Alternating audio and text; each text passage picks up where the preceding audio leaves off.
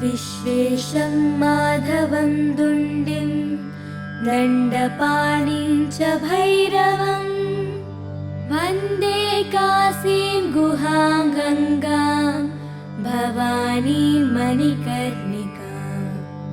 उत्तिष्ठ काशी भगवान् प्रभु विश्वनाथो गङ्गोर्मिसङ्गतिशुभैः परिभूषितोऽभ्यैः श्रीदुण्डिभैरवमुखैः सहितान्नपूर्णा माता च वाञ्छति मुदा तव सुप्रभातम्।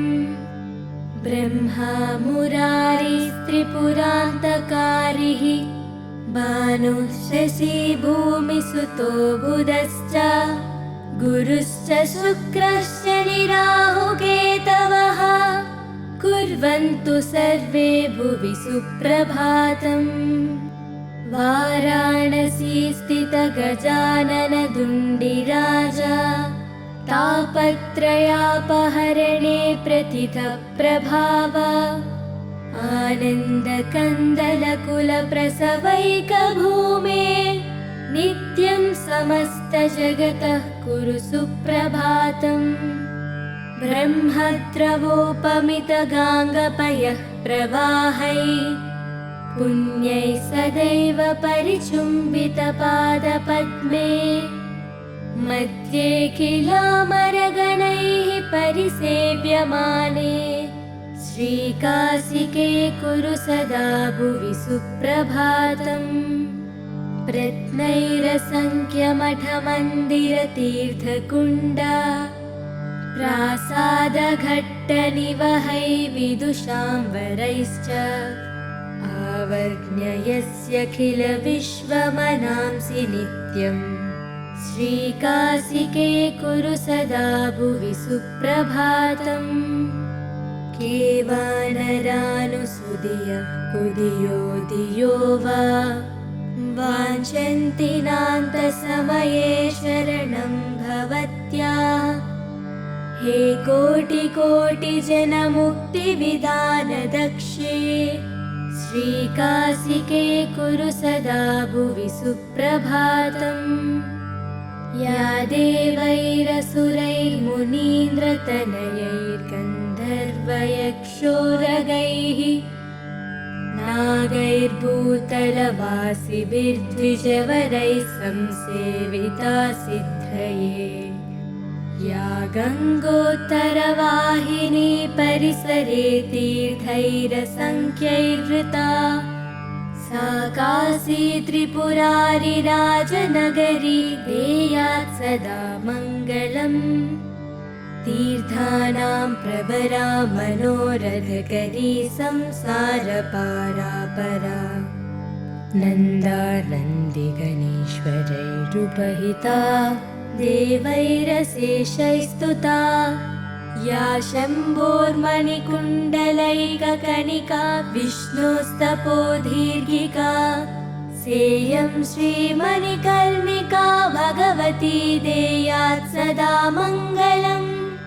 अभिनवभिसवल्ली पादपद्मस्य विष्णो मदनमदनमौलेर्मालती पुष्पमाला जयति जय पताका काप्यसौ मोक्षलक्ष्म्याः क्षपितकलिकलङ्क जाह्नवीनः पुनातु गाङ्गं वारि मनोहारि मुरारि चरणच्युतम् त्रिपुरारि शिरश्चारि पापहारि पुनातु मां विघ्नावासनिवासकारणमहागण्डस्थलालम्बितः सिन्दूरारुणपुञ्जचन्द्रकिरणः प्रच्चादिनागच्छवि श्रीविश्वेश्वरवल्लभो गिरिजय सानन्दमानन्दितः स्मेरास्यस्तव दुण्डिराजमुदितो देयात् सदा मङ्गलम्। कण्ठे यस्य लसत्करालगरलं गङ्गाजलं मस्तके वामाङ्गे गिरिराजराजतनया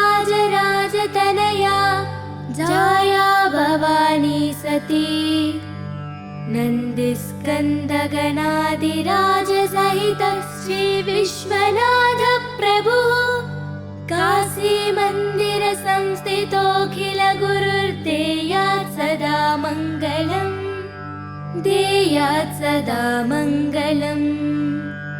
श्रीविश्वनाथ करुणामृतपूर्णसिन्धो सीतांशुखण्डसमलङ्कृत भव्यचूडा उत्तिष्ठ विश्वजनमङ्गलसाधनाय नित्यं समस्तजगतः कुरु सुप्रभातम्। श्रीविश्वनाथ वृषभध्वज विश्ववन्द्या त्रिस्थितिप्रलयकारक देवदेव वाचामगोचर महर्षिनुताङ्घ्रिपद्मा वाराणसीपुरपते कुरु सुप्रभातम्। श्रीविश्वनाथ भवभञ्जन दिव्यभाव गङ्गाधर प्रमदवन्दित सुन्दराङ्ग नागेन्द्रहार नत भक्तभयापहार वाराणसीपुरपते कुरु सुप्रभातम्। श्रीविश्वनाथ तव पादयुगं नमामि नित्यं तवैव शिवनाम हृदा स्मरामि वाचं तवैव यशसा नघभूषयामि वाराणसीपुरपते कुरु सुप्रभातम्। काशीनिवास मुनिसेवितपादपद्मा गङ्गाजलौघ परिषिक्त जटाकलाप अस्याखिलस्य जगतः सचराचरस्य वाराणसीपुरपते कुरु सुप्रभातम्।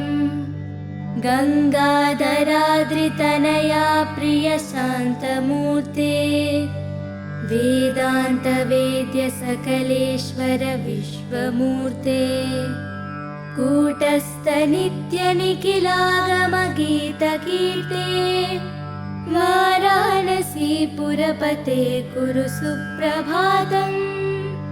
विश्वं समस्तमिदमद्य घनान्धकारे मोहात्मके निपतितं जडतामुपेतं भासा विभास्य परया तदमोघशक्ते वाराणसीपुरपते कुरु सुप्रभातम्।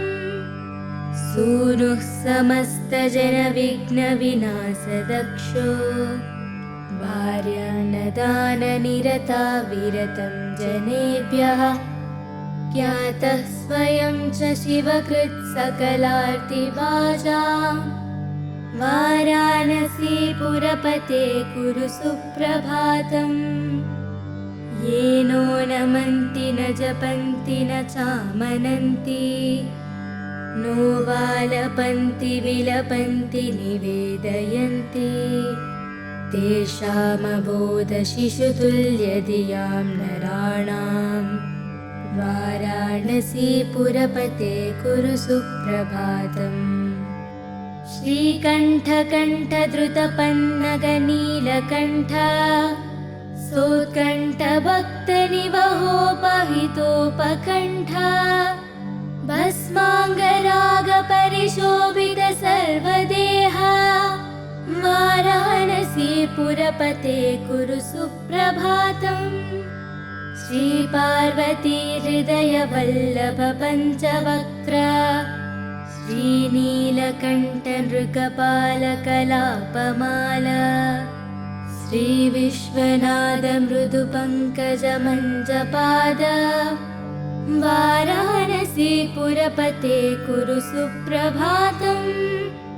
दुग्धप्रवाह कमनीय तरङ्गभङ्गे पुण्यप्रवाह परिपावित भक्तसङ्गे नित्यं तपस्वी जनसेवित पादपद्मे गङ्गे गङ्गे शरण्य शिवदे कुरु सुप्रभातम्।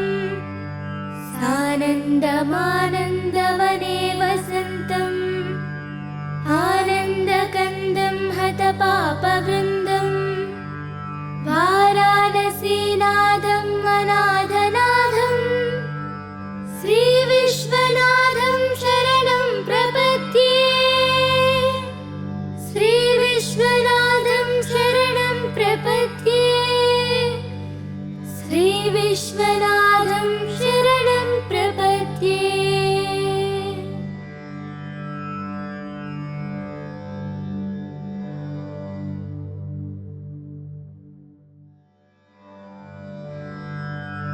विश्वेशं माधवं दुण्डिं दण्डपाणिं च भैरवं वन्दे काशीं गुहां गङ्गां भवानीं मणिकर्णिकाम्।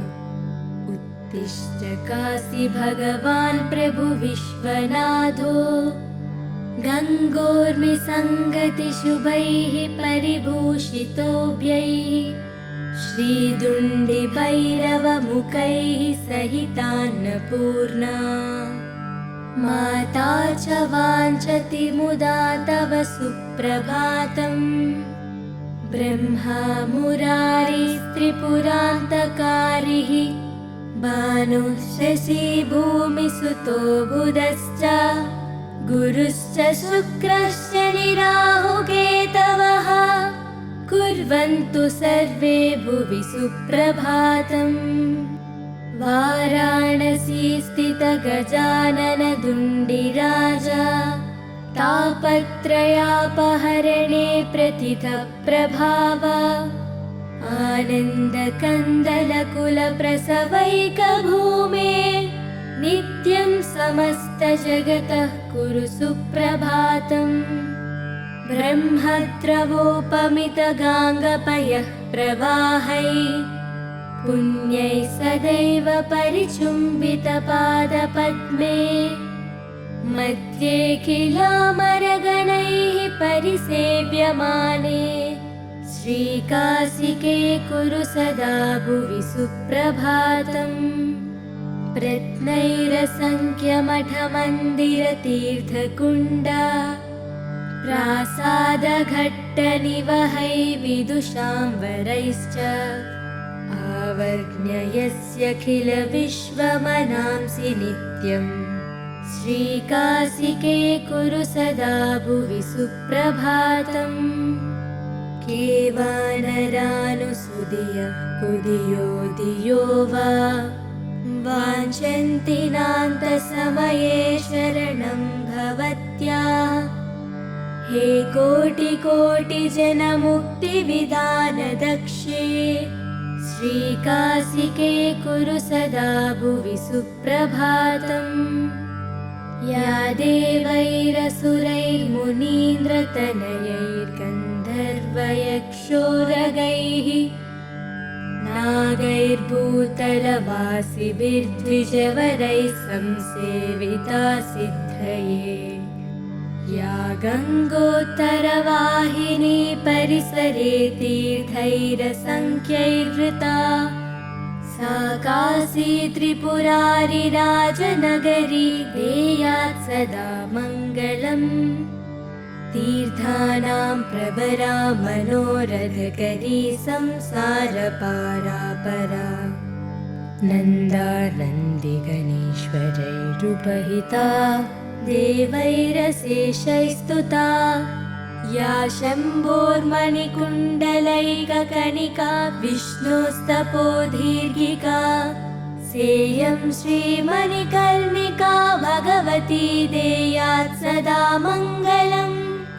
अभिनवभिसवल्ली पादपद्मस्य विष्णो मदनमदनमौलेर्मालती पुष्पमाला जयति जय पताका काप्यसौ मोक्षलक्ष्म्याः क्षपितकलिकलङ्क जाह्नवीनः पुनातु गाङ्गं वारि मनोहारि मुरारि चरणच्युतम् त्रिपुरारि शिरश्चारि पापहारि पुनातु माम् विघ्नावासनिवासकारणमहागण्डस्थलालम्बितः सिन्दूरारुणपुञ्जचन्द्रकिरणः प्रच्छादिनागच्छवि श्रीविश्वेश्वरवल्लभो गिरिजय सानन्दमानन्दितः स्मेरास्यस्तव दुण्डिराजमुदितो देयात् सदा मङ्गलम् कण्ठे यस्य लसत्करालगरलं गङ्गाजलं मस्तके वामाङ्गे गिरिराजराजतनया जाया भवानी सती नन्दिस्कन्दगणादिराजसहितः श्रीविश्वनाथ प्रभुः काशीमन्दिरसंस्थितोऽखिल गुरुर्देयात् सदा मङ्गलम् देयात् सदा मङ्गलम् श्रीविश्वनाथ करुणामृतपूर्णसिन्धो सीतांशुखण्डसमलङ्कृतभव्यचूड उत्तिष्ठ विश्वजनमङ्गलसाधनाय नित्यं समस्तजगतः कुरु सुप्रभातम् श्रीविश्वनाथ वृषभध्वज विश्ववन्द्य त्रिस्थितिप्रलयकारक देवदेव वाचामगोचर महर्षिनुताङ्घ्रिपद्मा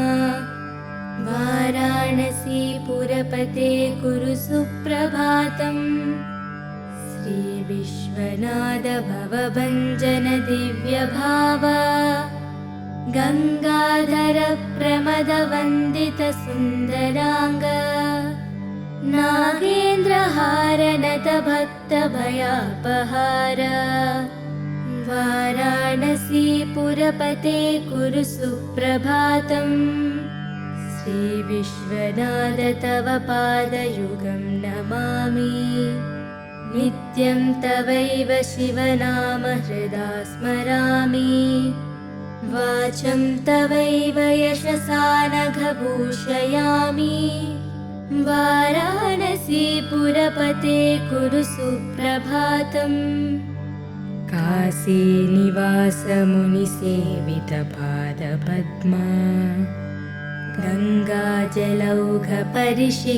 गङ्गाजलौघपरिषिक्तजटाकलाप अस्याखिलस्य जगतः सचराचरस्य वाराणसीपुरपते कुरु सुप्रभातम् गङ्गाधराद्रितनया प्रियशान्तमूर्ते वेदान्तवेद्य सकलेश्वर विश्वमूर्ते कूटस्थ नित्यनिखिलागमगीतकीर्ते वाराणसीपुरपते कुरु सुप्रभातम् विश्वं समस्तमिदमद्य घनान्धकारे मोहात्मके निपतितं जडतामुपेतं भासा विभास्य परया तदमोघशक्ते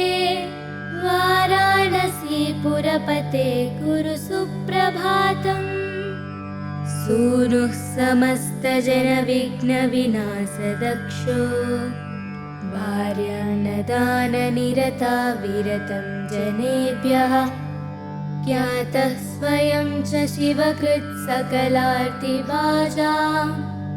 वाराणसीपुरपते कुरु सुप्रभातम् येनो नमन्ति न जपन्ति न चामनन्ति नो वालपन्ति विलपन्ति निवेदयन्ति तेषामबोधशिशुतुल्यधियां नराणां वाराणसीपुरपते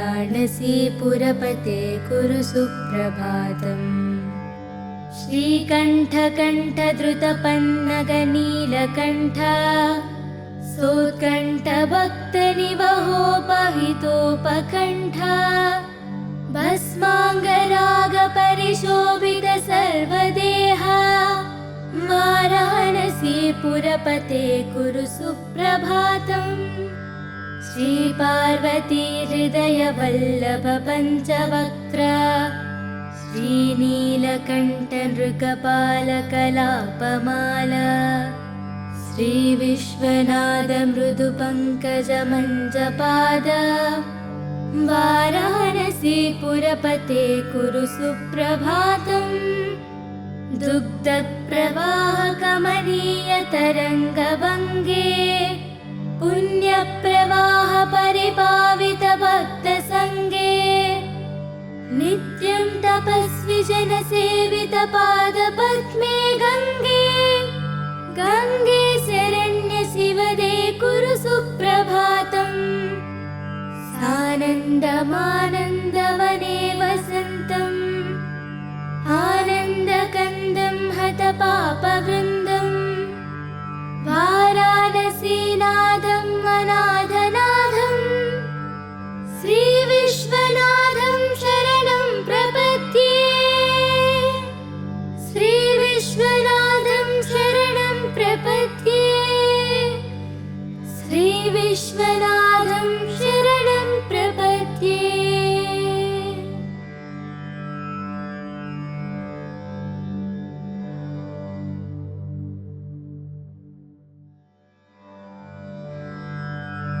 विश्वेशं माधवं दुण्डिं दण्डपाणिं च भैरवं वन्दे काशीं गुहां गङ्गां भवानीं मणिकर्णिकाम्।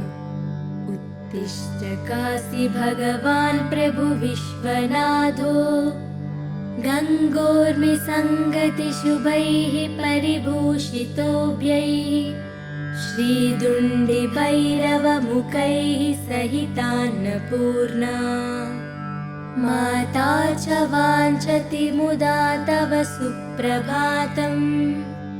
ब्रह्मा मुरारिस्त्रिपुरान्तकारिः भानुः शशी भूमिसुतो बुधश्च गुरुश्च शुक्रश्च निराहुकेतवः कुर्वन्तु सर्वे भुवि सुप्रभातम्। वाराणसी स्थित गजानन दुण्डिराजा तापत्रयापहरणे प्रथितः प्रभाव आनन्दकन्दलकुलप्रसवैकभूमे नित्यं समस्तजगतः कुरु सुप्रभातम्। ब्रह्मद्रवोपमितगाङ्गपयः प्रवाहै पुण्यैः सदैव परिचुम्बितपादपद्मे मध्ये किलामरगणैः परिसेव्यमाने श्रीकाशिके कुरु सदा भुवि सुप्रभातम्।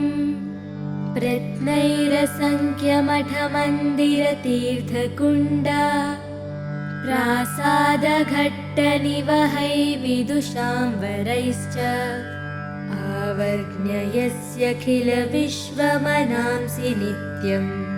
श्रीकाशिके कुरु सदा भुवि सुप्रभातम्। केवानरानुसुदियः कुदियो दियो वा वाञ्छन्ति नान्तसमये शरणं भवत्या। हे कोटिकोटिजनमुक्तिविधानदक्षे श्रीकाशिके कुरु सदा भुवि सुप्रभातम्। या देवैरसुरैर्मुनीन्द्रतनयैर्गन्धर्वयक्षोरगैः नागैर्भूतलवासिभिर्द्विजवरैः संसेविता सिद्धये। या गङ्गोत्तरवाहिनी परिसरे तीर्थैरसङ्ख्यैर्वृता सा काशी त्रिपुरारिराजनगरी देयात् सदा मङ्गलम्। तीर्थानां प्रवरा मनोरथकरी संसारपारापरा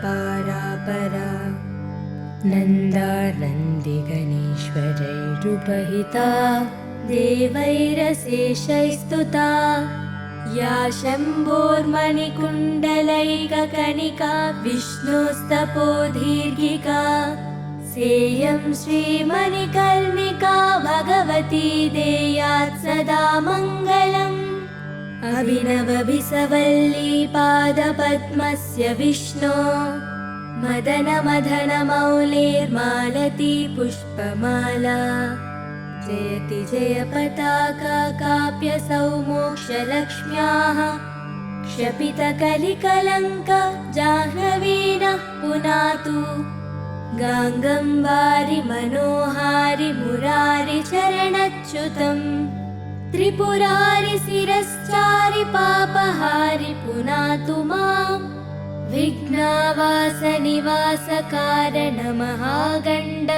विघ्नावासनिवासकारणमहागण्डस्थलालम्बितः सिन्दूरारुणपुञ्जचन्द्रकिरणः प्रच्चादिनागच्छवि श्रीविश्वेश्वरवल्लभो गिरिजय सानन्दमानन्दितः स्मेरास्यस्तव दुण्डिराजमुदितो देयात् सदा मङ्गलम् कण्ठे यस्य लसत्करालगरलं गङ्गाजलं मस्तके वामाङ्गे गिरिराजराजतनया जाया भवानी सती नन्दिस्कन्दगणादिराजसहितः श्रीविश्वनाथ प्रभुः काशीमन्दिरसंस्थितोऽखिलगुरुर्देयात् सदा मङ्गलम् देयात् सदा मङ्गलम् श्रीविश्वनाथ करुणामृतपूर्णसिन्धो सीतांशुखण्डसमलङ्कृतभव्यचूड उत्तिष्ठ विश्वजनमङ्गलसाधनाय नित्यं समस्तजगतः कुरु सुप्रभातम् श्रीविश्वनाथ वृषभध्वज विश्ववन्द्य त्रिस्थितिप्रलयकारक देवदेव वाचामगोचर महर्षिनुताङ्घ्रिपद्मा वाराणसीपुरपते कुरु सुप्रभातम् श्रीविश्वनाथ भवभञ्जन दिव्यभाव गङ्गाधर प्रमदवन्दित सुन्दराङ्ग नागेन्द्रहारनत भक्तभयापहार वाराणसीपुरपते कुरु सुप्रभातम् श्रीविश्वनाथ तव पादयुगं नमामि नित्यं तवैव शिवनाम हृदा स्मरामि वाचं तवैव यशसा नघभूषयामि वाराणसीपुरपते कुरु सुप्रभातम् काशीनिवासमुनिसेवितपादपद्मा गङ्गाजलौघपरिषिक्तजटाकलाप अस्याखिलस्य जगतः सचराचरस्य वाराणसीपुरपते कुरु सुप्रभातम् गङ्गाधराद्रितनया प्रियशान्तमूर्ते वेदान्तवेद्य सकलेश्वर विश्वमूर्ते कूटस्थ नित्यनिखिलागमगीतकीर्ते वाराणसीपुरपते कुरु सुप्रभातम् विश्वं समस्तमिदमद्य घनान्धकारे मोहात्मके निपतितं जडतामुपेतं भासा विभास्य परया तदमोघशक्ते वाराणसीपुरपते कुरु सुप्रभातम् सूनुः समस्तजनविघ्नविनाशदक्षो भार्यान्नदाननिरता विरतं जनेभ्यः ज्ञातः स्वयं च शिवकृत् सकलार्तिभाजां वाराणसीपुरपते कुरु सुप्रभातम्। ये नो नमन्ति न जपन्ति न चामनन्ति, नो वालपन्ति विलपन्ति निवेदयन्ति, तेषामबोधशिशुतुल्यधियां नराणाम्। वाराणसीपुरपते कुरु सुप्रभातम्। श्रीकण्ठकण्ठधृतपन्नगनीलकण्ठ, सोत्कण्ठभक्तनिवहोपहितोपकण्ठ, भस्माङ्गरागपरिशोभित सर्वदेह, वाराणसीपुरपते कुरु सुप्रभातम्। श्रीपार्वती हृदयवल्लभ पञ्चवक्त्र, श्रीनीलकण्ठनृकपालकलापमाल, श्रीविश्वनाथमृदुपङ्कजमञ्जपाद, वाराणसीपुरपते कुरु सुप्रभातम्। दुग्धप्रवाहकमनीयतरङ्गभङ्गे, पुण्यप्रवाह परिपावितभक्तसङ्गे, नित्यं तपस्वी जनसेवितपादपद्मे गङ्गे, गङ्गे शरण्य शिवदे कुरु सुप्रभातम्। सानन्दमानन्दवने वसन्तम्, आनन्दकन्दं हतपापवृन्दम्, वाराणसीनाथ